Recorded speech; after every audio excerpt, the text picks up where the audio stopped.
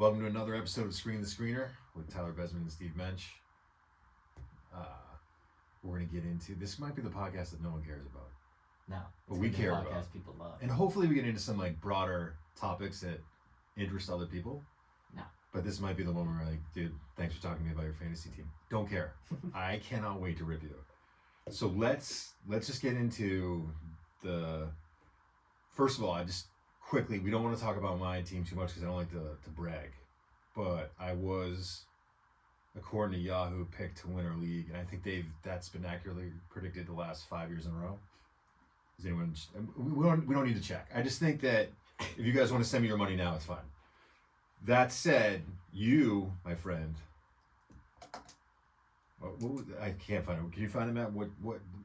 Joined here by Matt Solso, the commish. By the way. I would definitely like to intro Matt being. Go ahead. You do the intro. Kind of like the best commissioner on the planet. He really is. He really is. He really is. Commissioners, they don't get enough love. So Matt's making his debut on the pod. It's fair. Yeah. We've waited a long time to have Matt on here. We've waited. I can't believe I didn't bring it up right away. We've waited 2.5 episodes for Matt to be on here, so he's finally here. Make sure if you do Venmo him for fantasy football, do not write fantasy football. Make sure for your team name. Or don't mention the pod. And maybe learn how to read before you hop in the league as well. If you can't read an email, you can't be in the league. So I made that mistake and a few others. I thought you were just trolling me. No.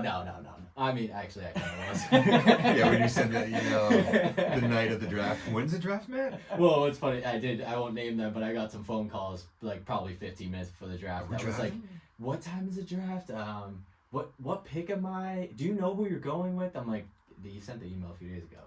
Well, it's not just a few days ago. Yeah, no, there were almost weekly or bi-weekly. Hey. Staggered emails. Yeah. And that's what I'm saying. The commissioner, your job, it doesn't get enough love. Well, thank you. I appreciate that. And I'm commissioner in a couple of other leagues as well, and a pick'em league. So it's only because I don't like it when commissioners aren't good. So yeah, it's tough to put up or shut up, right? Yeah, no, true. I think the good thing about our league is you don't have to deal with hotheads, though.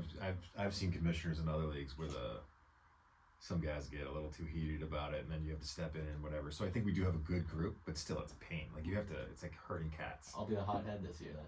Yeah, it's not. Well, as long as you don't collude with other teams, like I've had in other leagues. And remember that one year that we were in a league with a husband and wife team, and it was pretty clear what was happening. Like, yeah, she was giving him all her, it was just. Or tanking a specific week when they played against each other, that kind of stuff. And I don't care if there's not money involved, but this was a league that's a much more substantial league than this one. Yeah. There was no money involved in that league. No money. Zero. Come on, man.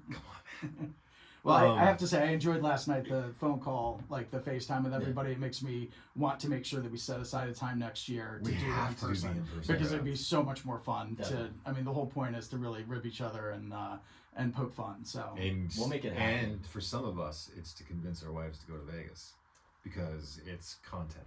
No. Very good point. This is what we do. Business trip. Babe, it's for the content. Babe. You have a year to blow this up so that we get sponsors to pay for it. Right. True. We may need more time. And want to know something I did see is I wouldn't bank on it. So I'm not, obviously, as we know, I'm not a Ravens fan with my Patriots jersey, but I did see that there's like 4 or 5 teams out there where they have their stadiums, the press boxes. They rent out for it's $900. Yeah. It's literally just $900 for you to rent out a press box to do your fantasy draft there, and they give you a whole tour of the stadium before your draft. You know, press box is not a suite, right? A suite. Ever been to the no. suite? The press box is, they don't treat the press super awesome, but the suites are the seats nice. are. Is that so? It's different. So the press box is different from the suite box. Yeah. Noted. A suite would be awesome. I concur. Some press boxes are better than others, but suites are. Then you could like throw it up on the big screen and have like the picks come up. That'd be dope. That would be super sick. Yeah. So maybe Fisher Cats. Look into that. Let's talk to the Fisher Cats. I'm guessing those suites are a little different too. I think those suites are grade A. I think you can get a season pass for $900 in the suite there. That is true. They honestly might let you play a game. It's a great product. They might let you play a game. You could play first base for a game. It's a great product. So honestly, I was stalling. Yeah, and I can't wait because I can't. I'm trying to find it. What did Yahoo give you for a draft grade? I can't find it here. So, and I won't even defend myself. I'll just toss it out. So, it gave me 9th place. It gave you a D. It gave me a D. Yeah. So it also said I would come in 9th place. It said my record was gonna be 5-10. I think that's BS, but I'll just I'll let you have the floor. That's what they gave me. Okay, thank you. Let's get into it. We were just looking at it and looking at your roster, and it's funny because Yahoo says this is your best pick. I think. Did you notice that? I did. But they base it all on ADP. Right. It's all ADP. Right. Yeah. So it's all average draft position. Yes. Which is kind of funny because there's a lot of people like me who just don't draft well. So let's get into it. You took your RB2 right now. Who's your RB1? Bijan? Bijan Robinson. Like that. And you got him at 7, right? 7, yes. That's he pretty fell good. To me. He fell to me. I got lucky. Yeah, not as good as JT at 9, but hey, what are you gonna do? I wanted JT because I wanted to do a JT AR stack, but Bijan was there. But fair enough. What it is. But that's a great pick. The group we have in this league, I love the group, but there is a definitely various skill level when it comes to fantasy. And the guy who picked first is one of the best human beings on the planet, but easily best. Maybe not the most. He's not a seasoned fantasy player. Fantasy player. So he went with his heart and took Patrick Mahomes at 1. And then there was another pick that I thought was surprising early on that pushed a couple players back, and that's how you get Bijan at 7. Right. I got McCaffrey at 2, which I thought was a home run. So you get Bijan at 7. I like that pick, but your RB2 is Najee Harris. Which I will say I did get in. I thought it was the 8th. I got him in the 7th. So I got my RB2 in the 7th round. And I'll defend Najee right now. That's who my RB2 is, Najee Harris. I said it when I selected him that I was not a fan of the pick. I was screwed because I hate this. Here we go. Kenneth Walker went. Was pissed about that. Ramondre Stevenson got auto-picked. Pissed about that. So the whole time I'm just seeing wide receivers that end up being better. Players that running backs? No, I didn't. That was literally my second Oh, I'm sorry. Yes. So you had better options at wide receiver. Yeah, way better options. And so I was losing. Kenneth Walker was at my queue, gone. Like few picks before. Then Ramondre, few picks, auto-picked, gone. So I just had to keep waiting. So I get to the 7th round. I pick Najee. I, of course, had to make myself feel better about him, which you're just trying to do right now. I like that you just got the research before to defend the pick. Right. So my biggest thing with Najee, and it's 50-50. We've seen players do well because of this. We've seen players suck because of this. He's in a contract year, so he has to prove himself. And you and I talked about it. Such a reach. Here we go. But you and I talked about it. And you were against what I'm about to say. He has Arthur Smith now. He doesn't have Matt Canada, but he has Arthur Smith, who's been with Derrick Henry. He's been with, and I'm not saying that he's on Derrick Henry's level because I see you too with your eyes being like, oh, he's Derrick Henry. He's not Derrick Henry. Right. He's not Bijan Robinson. But we saw dudes like Algier be relevant behind a dude like Bijan Robinson last year. So I'm not worried about the Jalen Warren, Najee. Do you think Algier was a RB2?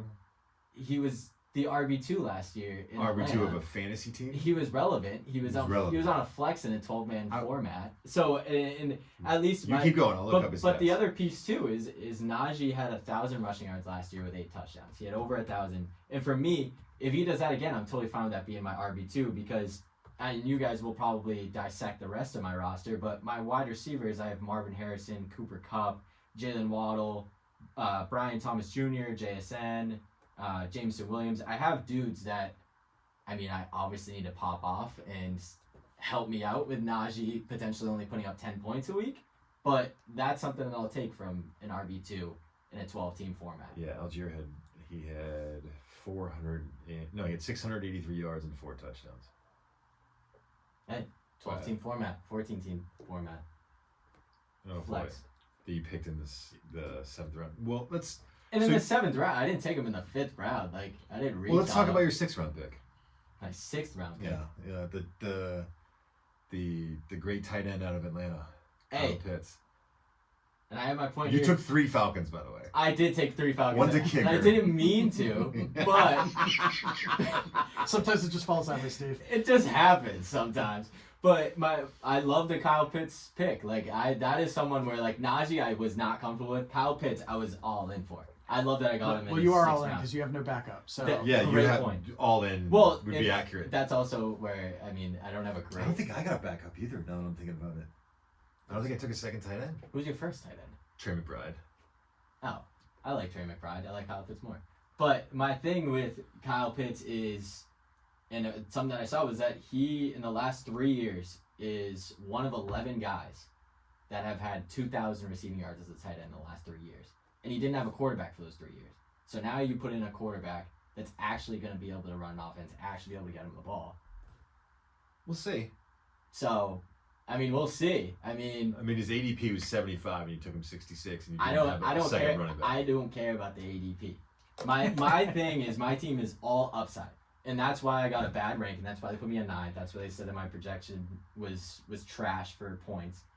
I'm relying on upside, but I think that's fantasy. That's part of playing the game. Is you're kind of banking on upside than the safeties. I think you're going to live and die by Arizona, right? Because you're stacked with I gotta- Kyler Murray and Marvin Harrison Jr. So if they have a bad game and score 13 points, it's going to be a bad week for you. Yeah, I'm kind But of screwed. when they there. blow up and score 35, you're going to be doubling up on touchdowns. So Right. you're feast or famine. Yeah, pretty Yeah. much. But the good thing is that Tyler has a prediction he wanted to share with us with that jersey, so he's all set. He doesn't have anything to worry about. Yeah, that's right. Because Marvin Harrison is going to be Randy Moss, and Hall of Famer and Randy Moss. I think he's going to break Justin Jefferson's receiving record as a rookie. I think he's going to be Puka Nakua's last year. I think he's going to be exactly what we're expecting him to be, and we haven't heard much about him in camp because Is he's we you and your staff? Is that who's we? and me and my staff over at the NFL. Now- Over at the NFL. Are you choosing Randy Moss because that's the only jersey you have? Because why wouldn't you just Right. say he's going to be the next Marvin Harrison? Right. Because no, that's a great point. That's a great point. But yes, this is the only jersey I have because and it's a sore topic because I had a Mac Jones jersey. We know what happened. I had a Matthew Judon jersey. We know what Got the happened. curse going. So kind of this year, I just kind of looked myself in the mirror and I was like, you know what? Let's not take the Jalen Polk jersey. Let's not get the Drake May jersey. Let's get something that I can wear every year and not. It's like a fine wine. You got to let it breathe. Exactly. So went with the Randy Moss and yes, potentially it was the reason why I said Marvin Harrison was gonna be Randy Moss. But I mean, I want him to be Randy Moss. Like that would be sick. Got a lot of tutties. He's fast. Runs great routes. Would it be sick if he was Randy Moss? It would be pretty sick. Well, being a PPR league, I think Breaking you'd want news. to be Marvin Harrison since he's got the record for most receptions, right? Does he? I didn't Something know like that. I didn't know That's that. pretty No. close. We're not Colts fans. No, Yeah. I am, and You I'm know. going to make it up and say that he is. Until you prove me wrong. So right. We'll give that to you. So just look at you. First of all, Matt, you do a ton. Matt is the most prepared drafter. We were talking about this. Your roster is so solid. First of all, you He's got a fantastic. Here's the roster. thing about this is he got a C draft grade, which makes me nervous because I look at your roster and I'm like, there's no way that's a C. And that, draft. but that's when you know. I feel like when the AI projects a team where like we're looking at it and we're like, holy crap, that's stacked, and then the AI is like, that's kind of mid. That's when you know that team is dangerous. Yeah, I think you're just solid across the board. You have a lot of guys that I think that have a chance to be super reliable week in and week out. Definitely.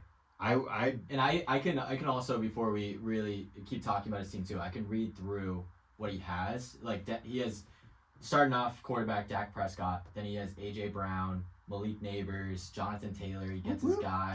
I love the Neighbors pick, by the way. We Love talked the about Neighbors this a little bit pick. on And one of our other pods. I think he's gonna blow up. Definitely. And James Conner, Sam Laporta, Rashee Rice, which I love that pick. I don't know how he's not suspended, but it's okay. That's a different topic. Austin Eckler, Lad McConkey was an absolute steal. Jerome Ford was That's the an pick of the absolute draft right there. snatch. What was it? Jerome Ford, I think Jerome he's going to be the pick Ford. of the draft. Yeah, That it killed was me because I was going to take him with Me the too. next one. Yeah. That's why I was also waiting for him to be my RB2, but whatever. Jared Goff, who... Which I think is good though, because what's funny about that is Jerome Ford, you didn't get until he should have come off the board. He should have come off the 10th board. round. Yeah, got in the 10th round. I mean, you took McConkey before him. You took.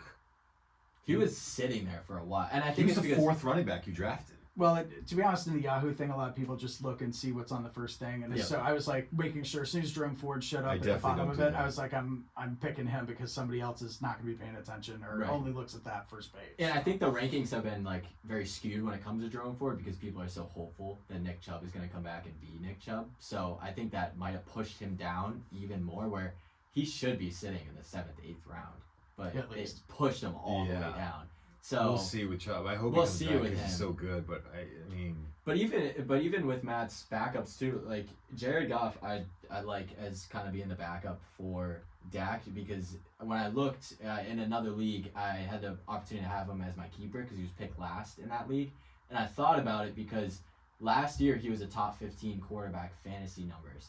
So to me, like that, you would never think that just looking at Jared Goff. You think he's just an average quarterback, but he puts up numbers because of what he has around him. And then A.D. Mitchell is just another guy that suppose he has an attitude, but he's a freak. All right, so you guys talked about the receiver show on your first podcast. Right. So I watched it, and I loved Amon-Ra St. Brown's chip on his shoulder that he can still name the 16 receivers that were taken. I feel like that's what A.D. Mitchell is like. I pay attention to the Colts as a Colts fan, and they usually have a pretty good production about their draft and things like that. Yeah. And A.D. Mitchell was hot that he went in the 3rd round. Like, he should be. And so, especially, and then Chris Ballard. Did he go in the 2nd round or the 3rd round? I think he went in the 3rd. He was late. I think he was 3rd. He was late. 3rd? Dude, he slipped, and it was because of that, the people saying that he had an attitude. And I liked a lot I don't know who it was in Chris the Colts. Ballard. Was that your GM? Yeah, he went nuts about it. He went nuts he's a about kid. it. Like, yeah, and like I'm 40.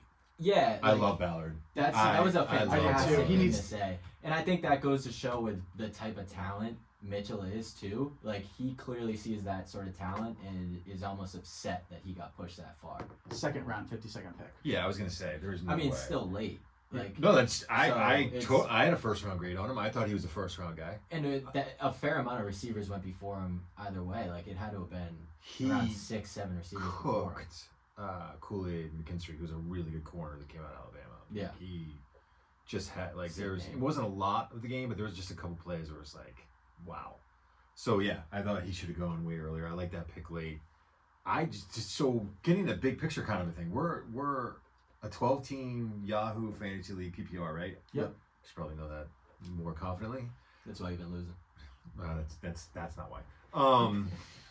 So going through the drafts and things and going through other mock drafts, like this was kind of was getting with you. The running back situation's tough. Mm-hmm. That's why I felt like if in a normal draft, I think CMC would have gone 1, right? Yes. So then I would have been left with Tyreek, CD, and then Brees. Yeah, and Bijan, yeah.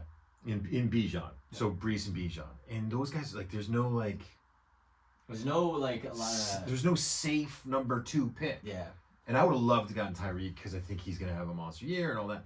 But I'm looking at it, I'm like, if I take, and we're a snake draft, I think most drafts are snake draft. Mm-hmm. So if you're picking 2, and I was saying this to him last night, and you take a wide receiver, who's your RB1? Right.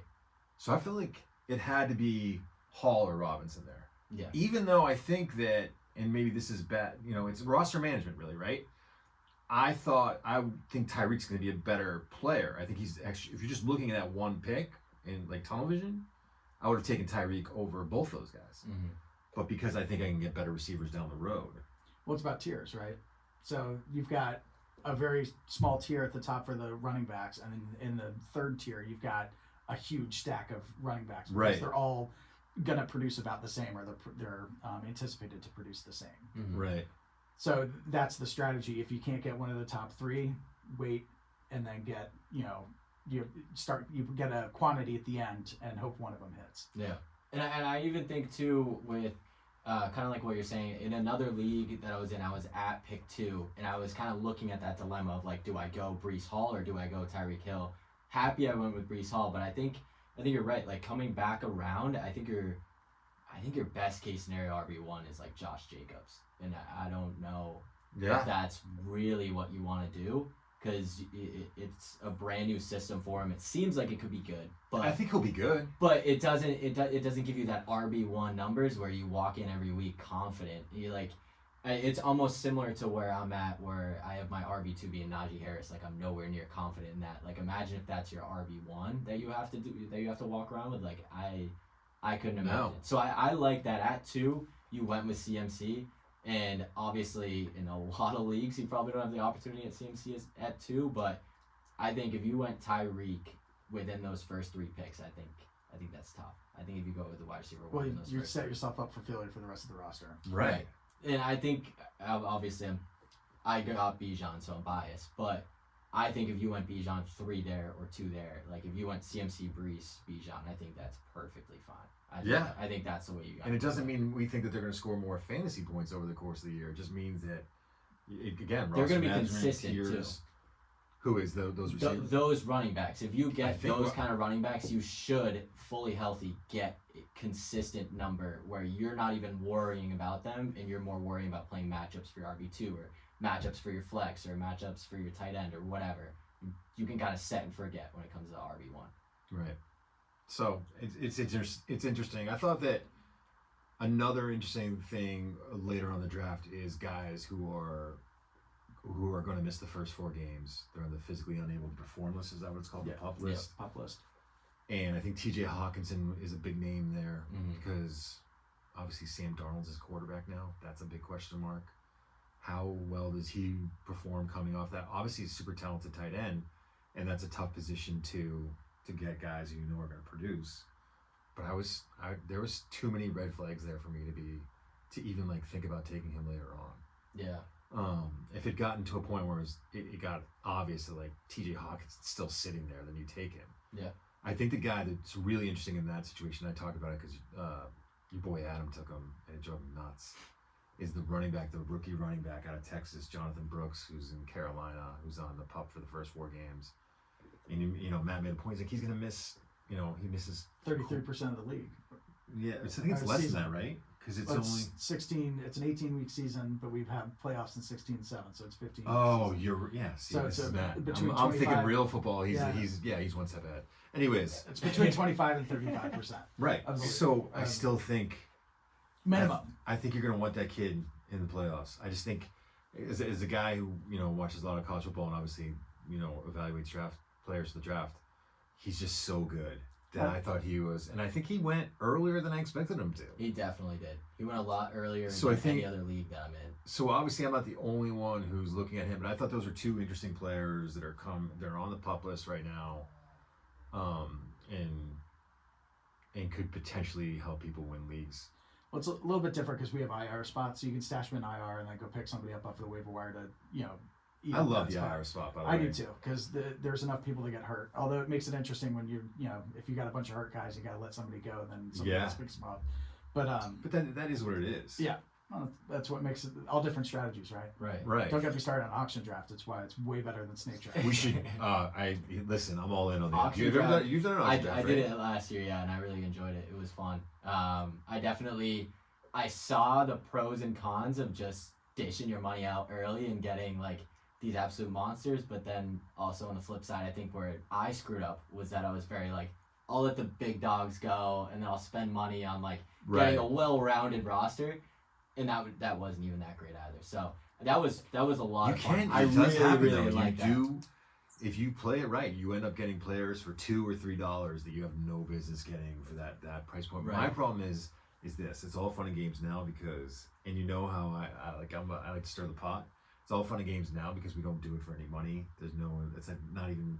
It's just a league that you kind of created. I don't even know if we know everyone who's in it. We don't. It's just a public league. So it's like Phil so me. I'm like, third year, I think. So it's Aaron Rodgers. Like I keep like driving up the price on players that I have no business driving up the price. Yeah. And it's all funny when someone ends up overspending for a player, and then you're sitting there and you're watching the clock go 10, 9. You're like, no one else is gonna bid for this dude. As your smile is just right. And so it's funny now, but if you're really doing it competitively, like it gets different. And that's why auction drafts with your friends is even better, because you know your friends' psyches and you know who they like and who they don't like. Right. And you can definitely mess with them and totally blow their budget out. Gary. Yeah, well, even Gary would be so mad. Even in like our league right now, which I will say in the auction leagues, I really like them in a keeper format too, where you can choose your keepers and then it goes into auction. I like that a lot, but I think in our league, if we did an auction, there's a lot of dudes, but like Gary, but also like Jeremy Sandrowski in our league is a huge Giants guy and has been screwed over by Saquon multiple years. That would be a lot of fun because by the way, who did he draft? He didn't draft a single Giants player. No, I know, but he drafted Saquon. Oh, did he really? Yeah, he drafted Hurts I didn't even and notice. Saquon. And his name is Don't Trust Saquon. Oh my god. Yeah, he took Saquon. I didn't even notice that. It's RB1, yeah. Well, that's what I'm saying. Like, that would be a lot of fun in our league. We know those guys where, like, we're just going to run it up like neighbors. We need a guy that run it up and be like, I know that he's going to go. He loves it. Oh, I would have gone for I think neighbors was such a good pick. I keep saying it. But I mean, in like the auction where, like, I would run it up knowing that Jeremy's going to toss it in. Let me get this in real quick because we're going into all these different leagues. The keeper leagues we love. You love what's the name of that? The Sofa King. That's that league. Sofa King, cool. Yeah. So you can hilarious SNL skit. You can keep 2 players 2 years, right? Right. So you can if you do a keeper, it counts as your first round pick. If you do 2 keepers, it's your first and your second round pick. But you can only keep a player for 2 consecutive years. So if you've kept him twice, you cannot keep him again, which we enjoy because then you don't have a player, if a team did really well for several years and you don't get to keep McCaffrey for 10 years. Exactly. Yeah. So it kind of keeps it fresh and it keeps the parity of the league. So this is something, and I think I've talked to you about this before, but we haven't talked about it in a while. I was in a league 15 years ago, and I loved the way that they did it. And this was, I think there was a cap, maybe it was 3 years, if not 2 years, of how long you could keep a guy. But the way, so when you, in that league, it doesn't affect your draft standing at all. You still get your first, second, third, fourth, whatever pick. In this league, if you draft a guy in, say, the 8th round, and he's your keeper, the next year you don't have a 7th round pick. So it affects like where they are slotted in. I get it. As so it kind of like that. That's a nightmare. I'm sure it is. Because I'm in a league right now. But it's also cool, right? Because now it's very cool. If you keep, so if you're a guy that takes McCaffrey in the first round and you want to keep him, you don't really have an advantage there. Right. Whereas if you take, a tight end that pops, Kyrie Williams. Laporta would be a great keeper in that league. So if you got Laporta last year in like the 11th round, now you're spending a 10th round pick on him. And then it goes up around every year, by the way. So if it's 3 years, you get to keep him. Laporta would be an 8th round pick by the end of it. Yeah. So I have a great question. I love it though. As a commish. I'm not a commissioner. I don't care. Just do it. As a commish, a big question that came up because I'm now in a keeper league with Adam, who's on our league now, and he's the commissioner. He was dealing with this. Some people want to do keepers in the format of waivers. Like if you picked up Kyron Williams or Puka Nacua week 1 off waivers, can you have them as a keeper? Because they're on your roster. Yeah. Well, then or how are you lose. Gonna have, if it's a 15-round draft, how are you going to have 16 players? Well, so if you end up losing, like, let's say your last pick in a draft, like, would that be a nightmare for you, or would you consider that in your keeper? Or even potentially. How far could we push you? Another one that I saw too that they were saying was, what about like where he's projected right now? Like, let's say you do go for a Kyron Williams and he's projected 3rd round, like you lose your 3rd round pick. I don't know why someone would want to do that, in my opinion, but like, would you be willing in like a keeper league if someone was like, yeah, I picked up Puka, he's projected to go 2nd round, I'll give up my 2nd round to keep Puka? Is that a nightmare for you as a commissioner? Yeah. 100%. It's hard enough just keeping track of like, because I have to go back 2 years to see who's been kept, because if you drop him and somebody else picks him up, that person can be kept even though he'd been kept for 2 years. So like there's all these minor rules. So this gets me to this point. If you're going to do a league like this, you need to have a charter that writes down all of these rules and have everybody read it and sign off on it. No one reads it. No one's going to read it. Great. And everyone's going to be mad at you. I understand that, but then I have a leg to stand on when I'm like, no, this is BS. That's a great point. It ain't happening. We still want to do it. So we actually have a charter in the Sofa King Cool League because of these exact things. Yeah. It started with, we always had it because I was commissioner. I was like, this is ridiculous. And, I'll also say that other league that I was in, always in-person draft, always done, kind of. I would like to The do the analog, analog version. I'd like whip out and the then thing he and could stick put it that up on the stuff board. in, so he didn't have to worry about like dealing with the settings you might have to go in with a Yahoo or ESPN and try and get it to do it on its own. Yeah. So he would just enter everyone's stuff in, which is I think we're crazy. There's a genesis of an auction league here. Yes. I would definitely do it. Yeah, we'll recruit this season for next season. I love it. You've got a good crew. They seem to be into it. So. Yeah, and they're willing to stay as well. So I think we've got a solid league right now, and I think it'll be pretty fun. We'll also get an in person. I think that'll be screen to screener next year, hosting the in person draft Yeah, we wanted in to do Vegas. it. We wanted to do it this year at Buxton's Pizza. Yeah, if you haven't tried Buxton's, you could go do try immediate draft pick, interviews. Like, you just drafted this guy. Yeah. How do you feel about it? Najee Harris, really? Yeah, three or four beers in. Just I'm real confident in Najee in the third round.